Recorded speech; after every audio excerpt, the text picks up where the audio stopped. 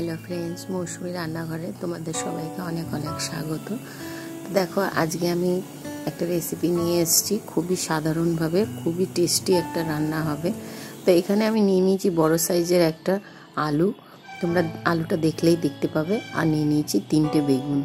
আর দেখো, এখানে নিয়ে নিয়েছি বড় চামচের 2 চামচ সর্ষের তেল। আর এখানে চারাপোনা মাছ দিয়েই আমি এই আলু বেগুনের ঝোলটা করব। তো এইভাবে মশলা ছাড়া তোমরা যদি এইভাবে করো তাহলে কিন্তু খুব সুন্দর লাগবে, মানে বাটা মশলা ছাড়া আর কি।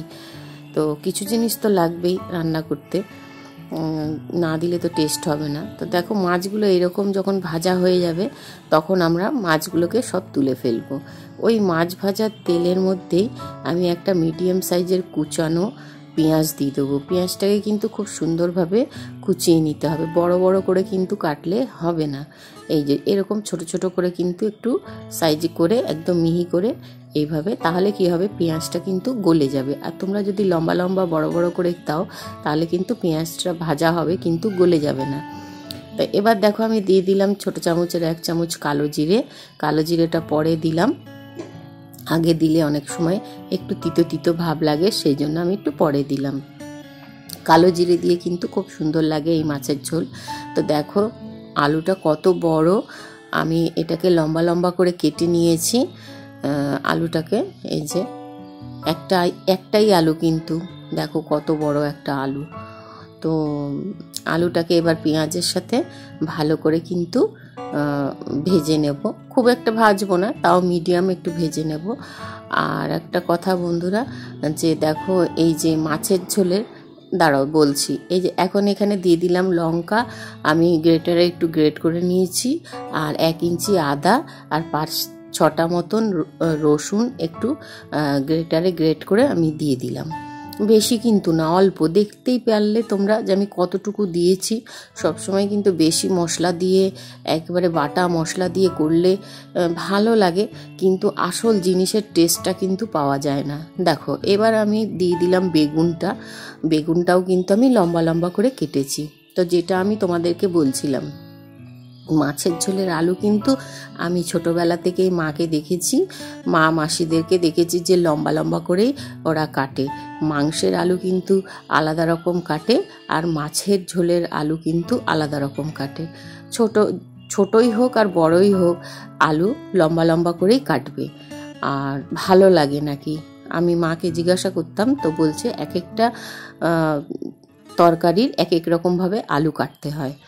তো যাই হোক, সেটাই আমার শেখা, লম্বা লম্বা করে। আর দেখতেও ভালো লাগে, খেতেও খুব সুন্দর লাগে। তো দেখো, যেই আমাদের একটুখানি ভাজা ভাজা হবে, অমনি আমি যেই প্লেটটার মধ্যে গ্রেট করেছিলাম সেই প্লেটটা একটুখানি ধুয়ে জল দিয়ে দেবো। কারণ দেখো, এখানে তো আমরা বাটা মশলা দিইনি, সবই কুচানো আর গ্রেট করা মশলাটা দিয়েছি। সেই জন্য একটুখানি জল দিয়ে এটাকে ভালো করে কষিয়ে নেব। এবার দিয়ে দিলাম স্বাদ অনুযায়ী নুনটা তোমরা স্বাদ অনুযায়ী দেবে নিজেদের। আর দিয়ে দিলাম 1 চামচ মতন হলুদ। আর আমি কিন্তু লাল লঙ্কার গুঁড়ো কিন্তু খুব একটা ব্যবহার করি না, তোমরা দেখেছো। যদিও বা ব্যবহার করি, কাশ্মীরি লঙ্কার গুঁড়ো কিন্তু আমি ব্যবহার করি। আর যেটা ঝাল লাল লঙ্কার গুঁড়ো সেটা কিন্তু আমি ব্যবহার করি না, ওটা খাওয়া কিন্তু খুবই খারাপ পেটের পক্ষে। সেই জন্য আমি যা রান্না করি কাঁচা লঙ্কা দিয়েই করি। কাঁচা লঙ্কার একটা টেস্টই আলাদা। কাঁচা লঙ্কা, কালো জিরে এইসব দিয়ে রান্না করলে না, একটা কি বলবো তোমাদের, আসল টেস্ট পাওয়া যায়। তো দেখো, এইভাবে আমি ঢেকে দিলাম একটুখানি, দিয়ে এই কষানোটার জন্য। তো দেখো, খুব সুন্দরভাবে কিন্তু একটা গন্ধ বেরোচ্ছে। তোমরা গন্ধতেই বুঝতে পারবে যে হ্যাঁ, আমাদের কষানোটা কত দূর হয়েছে।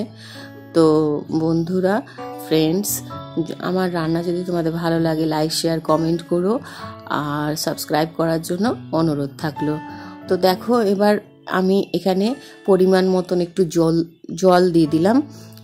যতটা তোমরা ঝোল খাবে ততটাই তোমরা দেবে জল, ততটাই গ্রেভি করবে।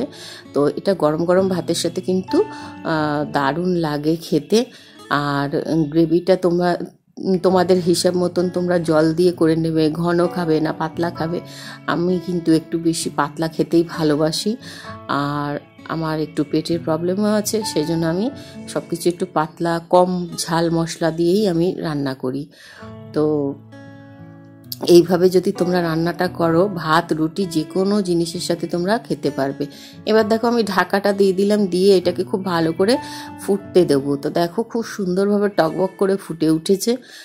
তো আমরা একটুখানি এটাকে মাঝে মাঝে কিন্তু তোমাদেরকে একটু দেখতে হবে। তো দেখো একটা আলু একটু দেখিয়ে নিচ্ছি, দেখো সিদ্ধ কিন্তু হয়নি, আলুটা কিন্তু এখনও শক্ত আছে, সেই জন্য আমি কিন্তু এবার একটু ঢেকে দেবো এটাকে আবার থেকে সিদ্ধ হওয়ার জন্য। আর ঢেকে ঢেকে করলে কিন্তু খুব সুন্দর একটা গন্ধ বেরোয়, গন্ধটা উড়ে যায় না, আর খুব তাড়াতাড়িও হয় রান্নাটা। তো দেখো আমি ঢাকাটা আবার তুলে নিলাম, তুলে আলুটাকে দেখে নেব যে সিদ্ধ হয়েছে কিনা। তো দেখো আমি একটুখানি খুন্তি দিয়ে দেখো খুব সুন্দরভাবে সিদ্ধ হয়ে গেছে। যখনই আলুটা সিদ্ধ হয়ে যাবে, বেগুন তো সিদ্ধ হবেই, তখন আমরা ভাজা মাছগুলো পরপর এর মধ্যে দিয়ে দেবো। মাছ কিন্তু আগে দেবে না, যখন তোমাদের দেখবে একদম মানে ঝোল রেডি হয়ে গেছে, আলু মেন কথা হলো আলু সিদ্ধ হয়ে গেছে, তারপরেই তোমরা কিন্তু মাছটা দেবে, নাহলে কিন্তু মাছ একদম সে কি বলবো মাছের ঝোলের মধ্যে একদম মিশে যাবে। এইবার দেখো আমি দিয়ে দিলাম এই মাছগুলো, দিয়ে সামান্য একটুখানি ফুটতে দেব। তো এইভাবে যদি তোমরা রান্না করো গরম ভাতের সাথে, আমার তো মনে হয় না আর কিছু লাগবে, পুরো ভাতটাই খাওয়া হয়ে যাবে। আর যদিও বা মাছ না থাকে, তো তোমরা আলু বেগুনের তরকারিটাও এভাবে করতে পারো। তো দেখো এখন দিয়ে দিলাম আমি একটু ধনেপাতা, গ্যাসটা আমি অফ করে দেব, দিয়েছি। তো এবার ধনেপাতা দিয়ে দিলাম। ধনেপাতাটা কিন্তু যদি তোমাদের ইচ্ছে হয়, যদি তোমরা ভালোবাসো দেবে, আর যদি না দাও তাহলে নাও দিতে পারো, কারণ ধনেপাতা এখন 12 মাসই পাওয়া যায়, আর সবাই সব তরকারিতেই ধনেপাতা একটু দেয়, আমাদের একটা স্বভাব হয়ে গেছে ধনেপাতা দেওয়াটা। তো দেখো খুব সুন্দরভাবে কিন্তু আমাদের মাছের ঝোল একদম রেডি হয়ে গেছে। তোমরা কিন্তু এটা রুটি দিয়েও খেতে পারো বা ভাতের সাথে, তো মাছের ঝোল, বাঙালি মাছের ঝোল আর ভাত তো কোনো কথাই হবে না। আর রুটি দিয়েও, যারা সুগার রুগী, রুটি দিয়ে খেলেও কিন্তু খুব সুন্দর লাগবে, খুবই টেস্টি হয়, বাড়িতে বানিও।